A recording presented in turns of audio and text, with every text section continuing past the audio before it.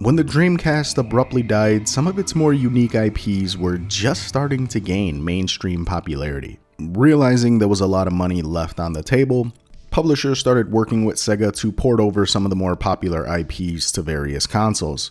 A lot of these franchises would eventually find homes on the Xbox, PlayStation 2, and GameCube, but one of the more unlikely places we would find Dreamcast releases would be on the Game Boy Advance. That's right, a handheld that was about as powerful as the SNES was tasked with making Dreamcast ports.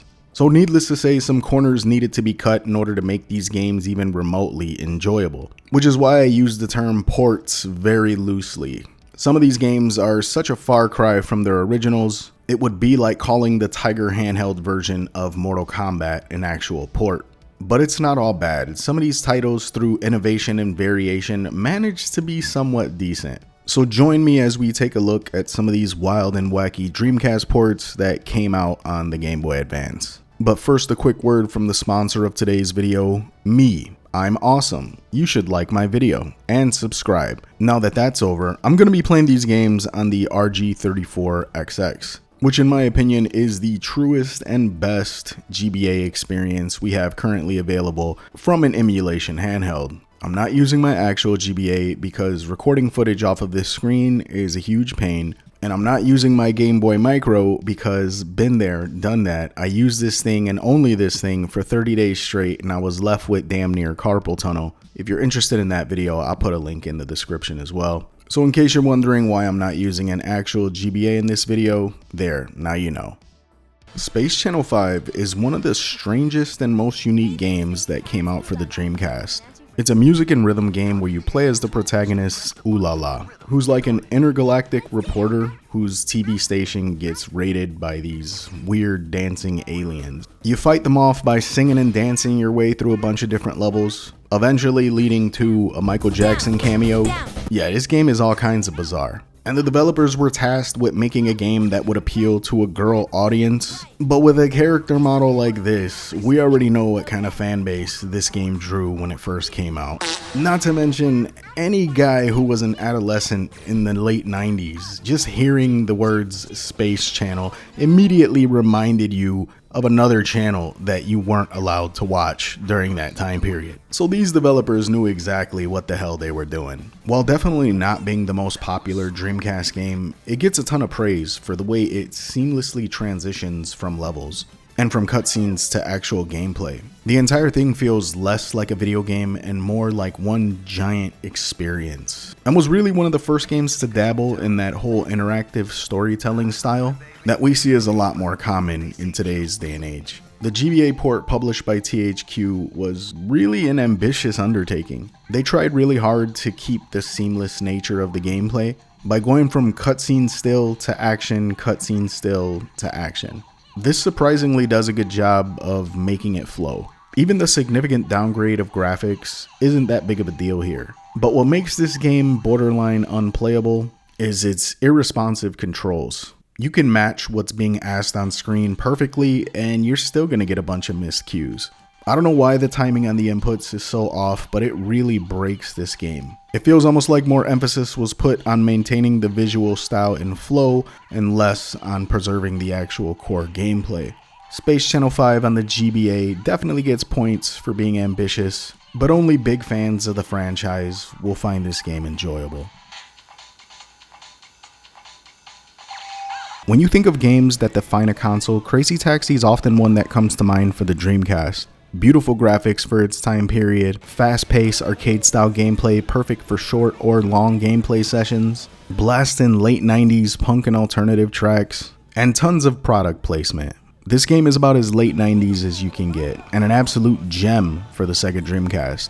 Crazy Taxi Catch a Ride for the GBA took everything that was great about the original game and just threw it in the trash. The overall premise of the gameplay remains the same: pick up your passengers and take them to their destination as fast as possible. Only problem is the game runs like slow dripping dog shit. You have absolutely zero sense of speed in this game. Whether you're going 10 miles an hour or 110 miles an hour, it feels exactly the same. And the horrendous background pop-in makes navigating this map an almost impossible task. Playing this game reminds me of those Tommy Toonin' Turbo toys we had in the 80s and 90s. With the fake little light up display that was supposed to simulate racing. Instead of trying to make a dumbed down apples to apples version of this game, I think it would have been better if they just did an overhead version, kind of like the way the old GTA games play. I think that would have been a much more enjoyable experience than what we got. At its heart and soul, it still is very much Crazy Taxi, but all it does is make you wish you were playing the real game. Now, Silent Scope is a really interesting one because it's almost a port of pre-existing ports. The game had already came out for the Dreamcast as well as the PlayStation 2 before it made its appearance on the GBA. And those two games are ports of the arcade game that use this gigantic sniper rifle peripheral. Now, obviously this isn't available for the Game Boy Advance, but just like the Dreamcast and PS2, this port successfully manages to capture the core gameplay of its arcade counterpart. The GBA version is a bit more limited in terms of graphics and scope, but it still delivers the enjoyable fast-paced gameplay. The controls are responsive, the levels are engaging, aiming is a tad bit more tricky on the GBA, but it's still very doable. Not only does this game succeed in being a solid handheld port, it manages to be one of the better pick-up and go games for the console.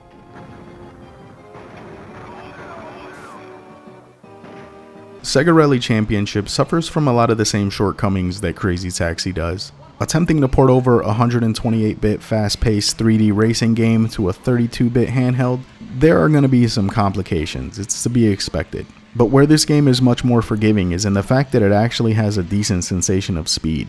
The background pop-ins still make this game annoying and frustrating to play, and all of the tracks look like pixelated throw-up.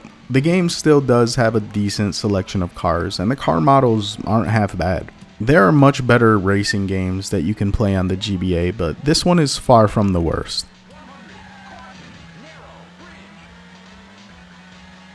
This next one isn't really a port, but I think it's worth mentioning on this list. Pinball of the Dead is a unique and surprisingly addictive take on House of the Dead.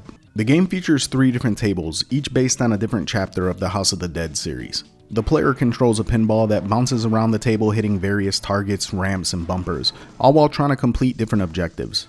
Every table has a unique layout and a different set of challenges, many of which involve battling zombies and unlocking special features. The levels are designed with skill shots and combos in mind. Players can rack up high scores by mastering these. Visually, the game works really well, especially considering the GBA's hardware limitations. The grittiness of the graphics actually help with the creepy aesthetic they were trying to accomplish. While Pinball of the Dead is a far cry from its light gun shooter counterpart, it's still a lot of fun in its own right, and an overall excellent game for the GBA.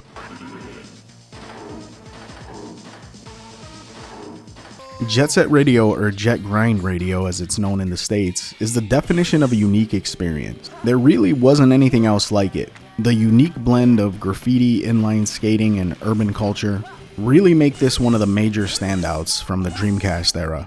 A cel-shaded semi-open world adventure that rewards exploration, style, and problem solving. How in the hell would they possibly port this over to the little old Game Boy Advance? The answer is they wouldn't. Jet Grind Radio for the GBA is pretty much a different game with the same name. They completely abandoned the 3D environments for an isometric camera style. I can't begin to express to you guys how much I hate isometric camera style games. Anytime a game gets ported over to an isometric style, it's always a shit show. So my first time playing this, my initial thought was, what the hell is this? What have they done to my beloved Jet Grind Radio? But as you play the game for a little while and get accustomed to the new controls, you begin to realize that it's still very much Jet Grind Radio. The heart and soul of the game is still present here. Granted, it's much more scaled down, but you're still collecting cans of spray paint, you're still completing tagging objectives, and you're still performing tricks. While the GBA couldn't match the Dreamcast cel-shaded graphics, this version still manages to create a visually engaging experience. And the way the sprites are designed makes it feel like it's part of that same universe. Now, the scaled down levels can feel a tad bit cramped, as they tried to fit as much as they could from the core game in here, but there's still plenty to do and lots to explore. Now, one thing I have to give a ton of credit for is the soundtrack. They did an excellent job translating over a lot of the music tracks and sound effects from the core game, with very little distortion or deviation. They did a much better job than any of these other ports. The innovative and refreshing experience that Jet Grind Radio provided for us on the Dreamcast, the GBA version manages to accomplish the same thing on a handheld. Now, while I still recommend that everyone play the original game, Jet Grind Radio on the Game Boy Advance is a perfect example of how you can make a completely new game while paying homage to the source material. It's a hell of a lot of fun and worth adding to anyone's GBA collection.